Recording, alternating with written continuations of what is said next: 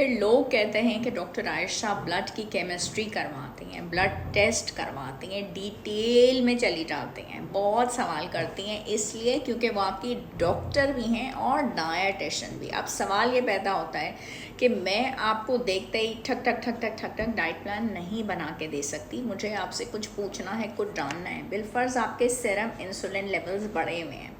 आपने उसको चेक ही नहीं कराया और आपके ब्लड टेस्ट में नहीं पता चल रहा, तो सीरम इंसुलिन लेवल्स अगर बढ़े हुए होते हैं और उसकी वजह से ब्लोटिंग भी हो रही होती है, तो जो पेपरमेंट टी होती है वो हम लिख के देते हैं, उसके इस्तेमाल से फ़ायदा होता है। अब हर क्लाइंट को अगर मैं सूखे धनिए वाला कहवा दे दूँ या पुदीने की चाय दे दूँ तो वो उसको रिज़ल्ट नहीं आएगा। इस वजह से हम ब्लड टेस्ट कराते हैं, स्पेसिफ़िकली कोई